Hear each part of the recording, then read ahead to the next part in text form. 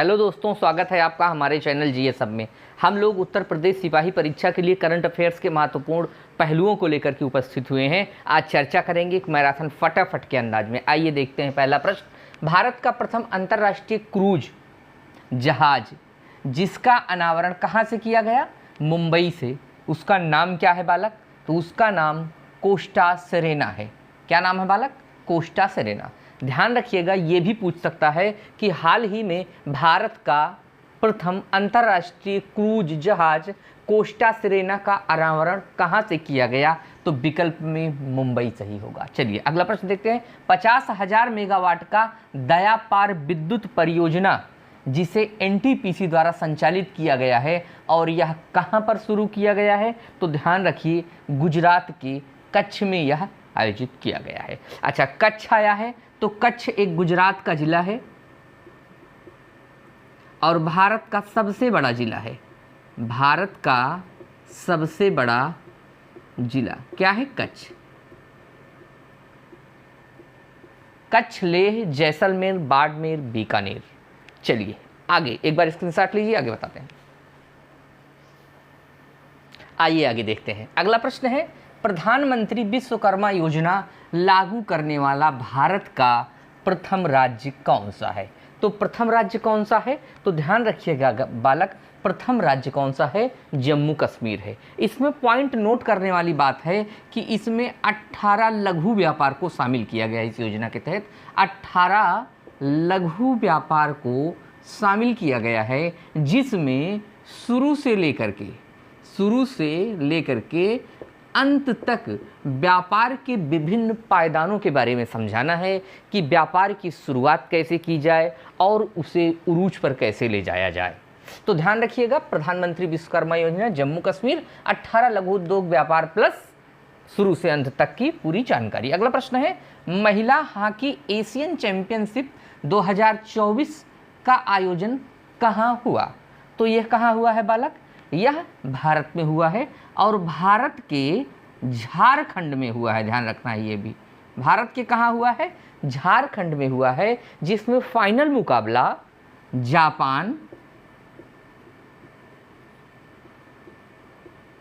भारत के मध्य हुआ, जिसमें जापान उप विजेता रहा। ध्यान रखिएगा बालक, जापान उप विजेता था और भारत इसमें विजेता टीम बना है। तो क्या है? महिला hockey Asian championship trophy. Screenshot लीजिए। आइए अगला प्रश्न देखते हैं। 140 अलग अलग भाषाओं में संगीत गाने का रिकॉर्ड निम्न में से किसने अपने नाम किया? तो यह महिला हैं सुचेता सतीश। और ध्यान रखिएगा, आप भारत से हैं, भारत से, और भारत के किस राज्य से हैं? तो भारत के केरल राज्य से हैं। प्रश्न कहीं से भी बना सकते हैं घुमा करके। लिथियम की खोज व खनन संबंधित परियोजना हेतु भारत ने निम्न में से किसके साथ समझौता किया है बालक? तो अर्जेंटीना के साथ समझौता किया है। आपको पता होगा, अभी हाल के दिनों में जम्मू में लिथियम का भंडार खोजा गया है, लिथियम का, और एक बृहत भंडार खोजा गया है। तो ध्यान रखिएगा, लिथियम से सूखी बैटरी, जो आजकल नई बैटरी वाली कारें निकल रही हैं, बैटरी वाली टू व्हीलर्स निकल रही हैं, तो आदि का जो है इसी का प्रयोग होता है उस बैटरी को बनाने के लिए। तो ये जम्मू कश्मीर में लिथियम खोजा गया है। इसके खनन व खोज संबंधी चीज़ों का जो परियोजना चलेगी उसका साथ अर्जेंटीना देगा। चलिए आगे देखते हैं। चलिए आइए देखते हैं। 37वें सूरज कुंड मेले का आयोजन कहाँ किया गया? तो कहाँ किया गया है? ध्यान रखिएगा बालक, क्या? हरियाणा में किया गया है। अच्छा प्रश्न है, क्योंकि मेरा सिपाही परीक्षा के लिए सिलेबस में भी शामिल किया गया है। अगला प्रश्न है, समलैंगिक विवाह को मंजूरी देने वाला दक्षिण एशियाई देश कौन सा है? तो पहले इसको जानने से पहले यह जानिए कि समलैंगिक विवाह को मंजूरी देने वाला दुनिया का पहला देश कौन सा है? तो बालक, दुनिया का पहला देश नीदरलैंड है, जिसने सन 2001 में मान्यता दी थी। कब दी थी? 2001 में नीदरलैंड। उसके बाद मैं प्रश्न पूछूं कि पहला एशियाई देश कौन सा है? तो ये कौन सा है? प्रथम एशियाई देश है। कौन? नेपाल आपका। और पूछूं प्रथम दक्षिण एशियाई देश कौन सा है? तो प्रथम दक्षिण एशियाई देश, दक्षिण एशियाई देश ये है। अब हाल की बात करूं कि फरवरी मार्च में किसने दिया है? तो यह थाईलैंड ने दिया है। तो सही विकल्प कौन होगा? ये, चूंकि प्रश्न में क्या है कि दक्षिण एशियाई देश कौन सा है? थाईलैंड प्रथम दक्षिण एशियाई, प्रथम एशियाई, दुनिया का पहला देश 2001 में। कौन सा? दुनिया का पहला, दुनिया का फर्स्ट। नोट डाउन करें। चलिए आइए अगला प्रश्न देखते हैं। प्रथम डिजिटल राष्ट्रीय संग्रहालय की स्थापना कहाँ की गई है? तो प्रथम डिजिटल राष्ट्रीय संग्रहालय की स्थापना बालक कहाँ की गई है? हैदराबाद में की गई है। और इसके तहत 3 लाख सामग्रियों को, राष्ट्रीय महत्व की चीज़ों को, 3 लाख राष्ट्रीय महत्व की चीज़ों को सुरक्षित रखा जाएगा डिजिटलीकरण से, डिजिटलीकरण से इसे सुरक्षित रखा जाएगा। चलिए अगला प्रश्न। भारत में किस देश के साथ सूचना एवं प्रौद्योगिकी के विषय में सहमति पर हस्ताक्षर किया? सहमति पत्र पर। तो किसके साथ किया है सूचना एवं प्रौद्योगिकी पर? ओमान के साथ किया है। चलिए अगला प्रश्न देखते हैं। आइए अगला प्रश्न देखते हैं। 77वें फिल्म महोत्सव में सर्वश्रेष्ठ अभिनेत्री का खिताब किसने जीता? तो ध्यान रखिएगा बालक, 77वें फिल्म कांस्य महोत्सव में अनुसुईया सेन गुप्ता ने सर्वश्रेष्ठ अभिनेत्री का खिताब अपने नाम किया। अगला बिंदु है दल बदल कानून पर विचार करने हेतु ओम बिड़ला लोकसभा वर्तमान अध्यक्ष जी ने किसकी अध्यक्षता में एक समिति का गठन किया है? ध्यान रखिएगा बालक, जो दल बदल का कानून है ये भारतीय संविधान के अनुसूची 10 में वर्णित है। किसमें है दल बदल का प्रावधान? दल बदल का प्रावधान अनुसूची 10 में है। अच्छा, एक चीज़ है कि प्रारंभ में कितनी अनुसूचियाँ थीं? ध्यान रखिएगा, प्रारंभ में अनुसूचियों की संख्या क्या थी? 8 थी जो मूल थी, लेकिन +4 बढ़ करके वर्तमान में 12 अनुसूची हो गई है, जिसमें दल बदल कानून। अच्छा, जो 4 नई अनुसूचियाँ जुड़ी हैं बालक, जिसमें 9वीं है, 10वीं है, 11वीं है और 12वीं है।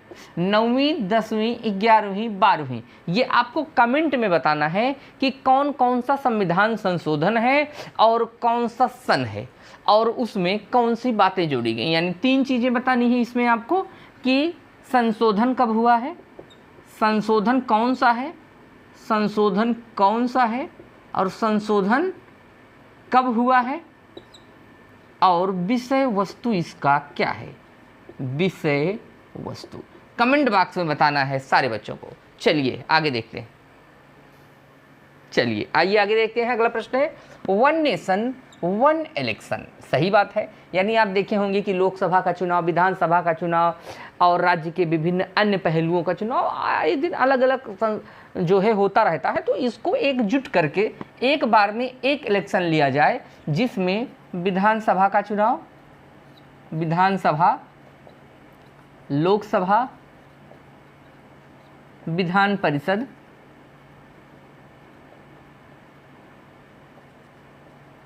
अन्य राजकीय चुनाव। अच्छा, माना कि विधान परिषद का चुनाव राज्य निर्वाचन आयोग करवाता है, लेकिन विधानसभा और लोकसभा का चुनाव तो भारत सरकार निर्वाचन आयोग करवाता है। तो दोनों का चुनाव सभी राज्यों में, सभी प्रदेशों में एक साथ हो और लोकसभा का चुनाव भी हो जाए। तो ऐसा विचार प्रस्तुत करने वाले कौन है? रामनाथ कोविंद जी हैं। टिक करिए, प्रश्न महत्वपूर्ण है। अगला बिंदु है टाटा समूह द्वारा AI आर्टिफिशियल इंटेलिजेंस आधारित सेंटर ऑफ एक्सीलेंस कहाँ स्थापित किया गया है? तो ध्यान रखिएगा बालक, यह पेरिस में स्थापित किया गया है। आइए अगला प्रश्न देखते हैं।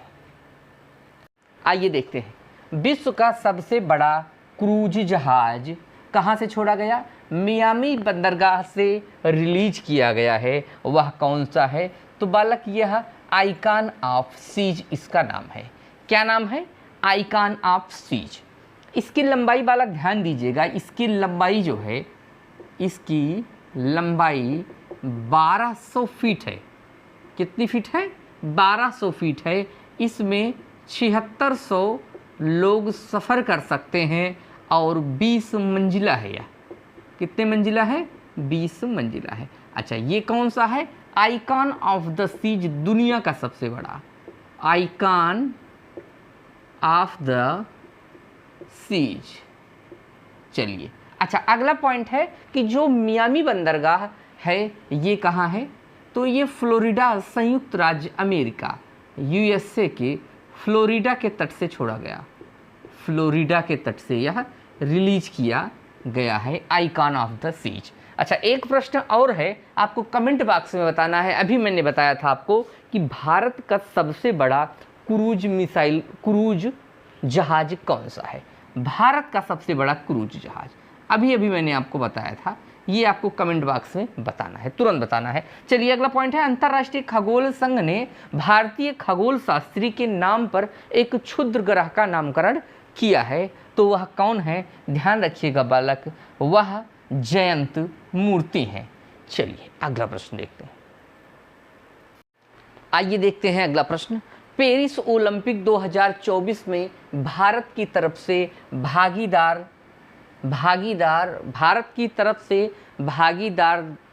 बैंक निम्न में से कौन सा? यहाँ पर क्या होना चाहिए? यहाँ पर बालक बैंक होना चाहिए।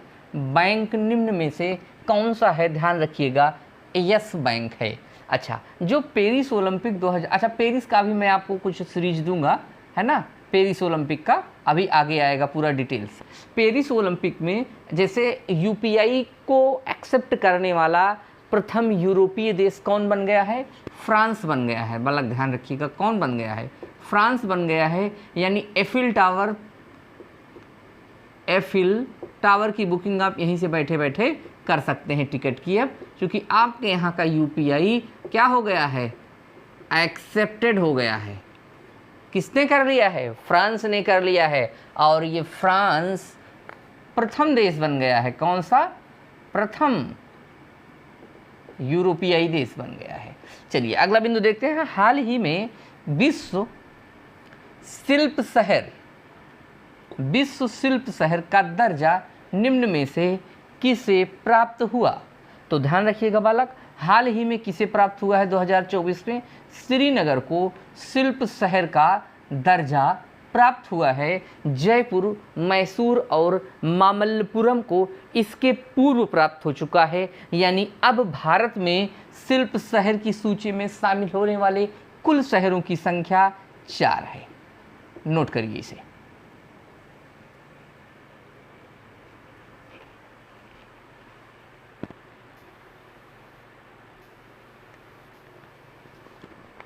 चलिए आइए देखते हैं। ऑपरेशन स्टार्म मेकर सेकेंड का संबंध निम्नलिखित में से किससे है? तो ध्यान रखिएगा, इसका संबंध किससे है? तो मानव एवं प्रवासी तस्करी से संबंधित है। और इसे कौन चला रहा है बालक? तो इसे इंटरपोल द्वारा यह जो है चलाया जा रहा है अभियान, operation storm maker second. Clear हुआ? अगला प्रश्न है, हाल ही में 16वें वित्त आयोग के अध्यक्ष की नियुक्ति की गई, वह कौन है? तो कौन है बालक? तो अरविंद पनगड़िया जी हैं। कौन से? 16वें वित्त आयोग के अध्यक्ष। महत्वपूर्ण प्रश्न है, इंपॉर्टेंट। अरविंद पनगड़िया जी हैं। अच्छा, प्रथम वित्त आयोग के अध्यक्ष केसी नियोगी हैं और 15वें वित्त आयोग के अध्यक्ष आप NK सिंह हैं। दूसरा पॉइंट कि वित्त आयोग किस अनुच्छेद में है, किस आर्टिकल में वित्त आयोग का गठन है? तो 280 फर्स्ट में वित्त आयोग है। प्रति 5 वर्ष के लिए इनकी नियुक्ति होती है, प्रति 5 वर्ष हेतु इनकी नियुक्ति होती है। और नियुक्ति इनकी कौन करता है बालक? तो राष्ट्रपति जी प्रति 5 वर्षों के लिए इनकी नियुक्ति करते हैं। एक प्रश्न आपसे और मैं पूछना चाहता हूं कि इंटरपोल की स्थापना कब की गई है और इसका मुख्यालय कहाँ पर है? 1923 के आसपास यह स्थापित है बालक, 1923 में। और इसका जो मुख्यालय है वह फ्रांस में है। लियोन फ्रांस में है। कहाँ है बालक? इसका मुख्यालय फ्रांस में है और स्थापना 1923 में। चलिए अगला देखते हैं। चलिए आइए अगला देखिए। हाल ही में कौन सा देश ब्रिक्स में शामिल न होने का निर्णय लिया है? तो अर्जेंटीना में हाल ही में, अर्जेंटीना ने इसके पहले कहा था कि मैं शामिल होऊंगा, उसके बाद अचानक से इसने बदल दिया। जेवियर माइली यहाँ के राष्ट्रपति नियुक्त हुए हैं और उनके नेतृत्व में बनने वाली सरकार ने ब्रिक्स में ना शामिल होने का निर्णय लिया है। ध्यान रखिएगा 2006 में इसकी स्थापना हुई थी, तो इसका नाम ब्रिक था। ब्राज़ील, रूस, इंडिया, चाइना, लेकिन प्लस इसमें आप देखेंगे सन 2006 में कौन शामिल हो रहा है? South Africa. अच्छा 2006 में इसकी स्थापना हुई है। ध्यान रखिएगा, ये पॉइंट यहाँ पर आपको देखना है। 2006 में इसकी स्थापना हुई है और 2010 में इसमें कौन शामिल हुआ है? South Africa. तब से इसका नाम क्या पड़ गया है? ब्रिक्स।